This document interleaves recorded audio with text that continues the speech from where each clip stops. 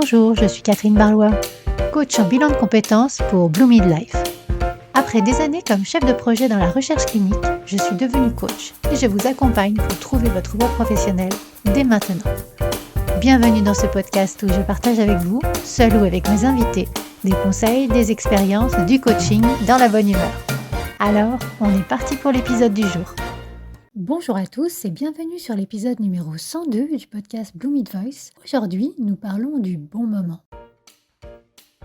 Mais avant de plonger dans l'épisode du jour, j'ai une question pour vous. Est-ce que vous vous sentez encore à votre place dans votre travail ?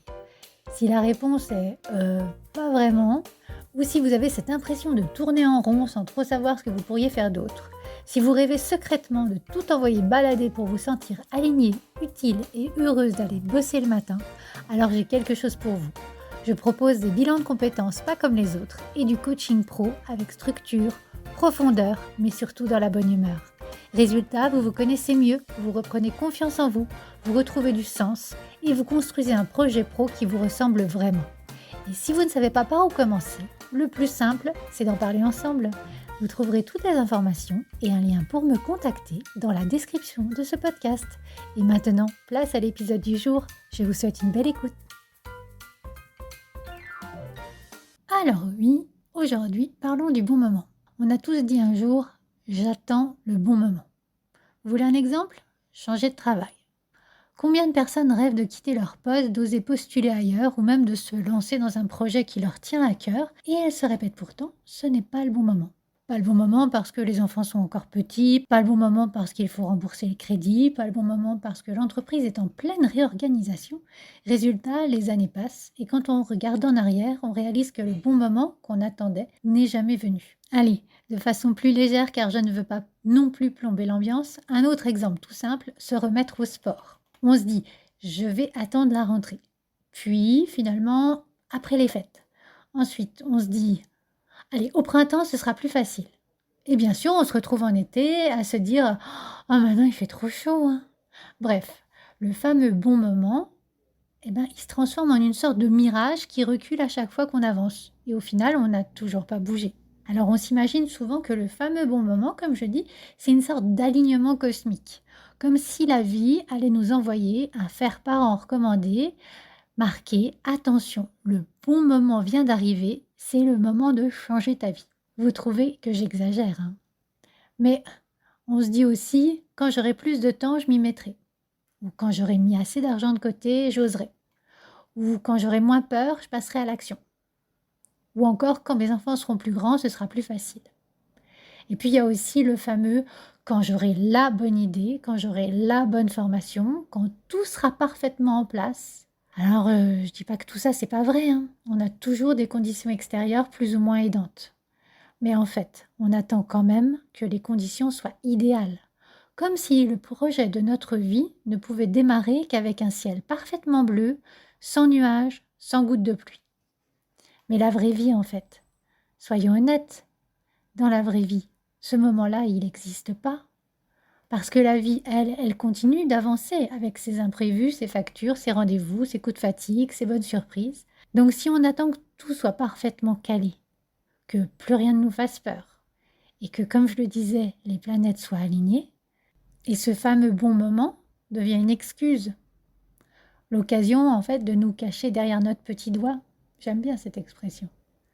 Parce que quand on se cache comme ça, derrière, qu'est-ce qu'il y a ? Un petit peu la peur de se lancer. Je vous partage un exemple concret. Imaginez une personne qui rêve de créer son entreprise. Depuis des années, elle en parle. Elle en rêve le soir, elle en discute avec ses amis, elle regarde des vidéos inspirantes sur YouTube, elle lit des articles de blog, des livres sur le sujet. Mais à chaque fois, elle se dit « non, c'est pas encore le bon moment ». Alors elle attend. Elle attend d'avoir plus d'économies, elle attend que ses enfants soient plus autonomes, elle attend que son employeur lui dise « bravo et bonne chance ».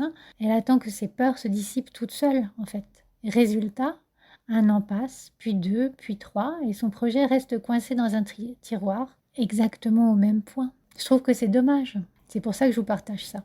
À l'inverse, j'ai accompagné des personnes qui un jour ont choisi de faire un tout petit pas. Pas un grand saut spectaculaire, juste un pas. Pour l'une, ça a été de commencer une formation en cours du soir en parallèle de son travail, Pour une autre, ça a été de prendre des contacts avec des professionnels pour aller dans le concret. Pour une troisième, ça a été de faire une immersion pour prendre la température de l'intérieur. Ce sont des petits pas, mais elles ont quelque chose en commun.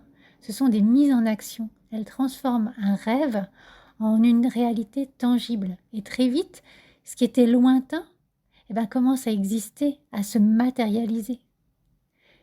C'est là qu'on comprend une chose essentielle. Le bon moment, en fait, c'est pas quelque chose qu'on attend. Le bon moment, c'est quelque chose qu'on crée. Et ça commence toujours par une micro-décision. Un truc pas spectaculaire, pas parfait, mais engagé. Et si on rembobine chacun des petits pas dont je viens de parler, on arrive à des micro-décisions. Contacter des organismes de formation, contacter des professionnels sur LinkedIn, aller rencontrer des professionnels pour envisager une immersion dans leurs locaux. Cette micro-décision, cette micro-action, ça peut être un appel téléphonique, ça peut être 10 minutes dans un agenda bloqué pour réfléchir à son projet, ça peut être un mail envoyé, ça peut être un message sur LinkedIn envoyé. Vous voyez, ces micro-décisions, elles ont l'air de rien, mais elles ont un pouvoir énorme. Elles vous mettent en mouvement. Elles vous sortent de l'attente passive pour entrer dans l'action active. Je ne sais pas si c'est un pléonasme, mais en tout cas, cette action active, elle a toute son importance. Parce qu'avoir l'intention, c'est bien, mais une intention seule, ça ne change rien. C'est surtout l'action, même minuscule, qui va vous transformer, car ensuite, vous pourrez la célébrer. Vous me connaissez maintenant, j'aime célébrer toutes les petites victoires, toutes les actions, parce qu'on est en mouvement, parce qu'on va vers ce qui nous tient à cœur. Alors, je vous invite à vous poser cette question, là, tout de suite, sans attendre. Et si le bon moment, c'était maintenant? Pas demain matin, pas lundi prochain, pas au 1er janvier. Maintenant, ici, pendant que vous m'écoutez. Ce serait quoi votre tout premier petit pas? Un geste minuscule, mais qui aurait du sens pour vous. Envoyer un message, prendre un rendez-vous, noter une idée dans un carnet, réserver 10 minutes dans votre agenda. Pas besoin de faire une révolution, pas besoin de tout chambouler. Juste un petit geste simple, une petite action qui prouve à vous-même que vous êtes en mouvement.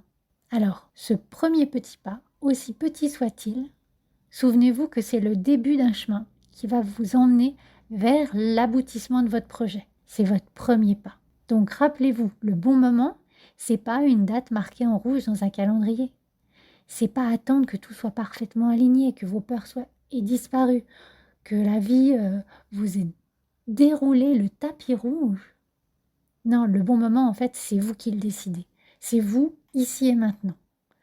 Alors, si vous attendiez un signe, si vous attendiez vraiment ce signe-là, c'est ce podcast qui vous l'envoie.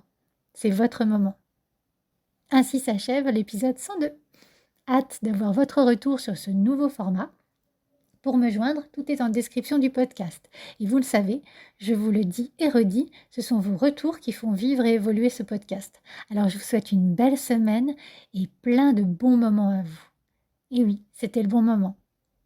À la semaine prochaine pour l'épisode 103 avec Manon Montessuie. Si cet épisode vous a plu, n'hésitez pas à le liker, à le partager, à mettre 5 étoiles sur votre plateforme d'écoute préférée. Et je vous souhaite une belle semaine.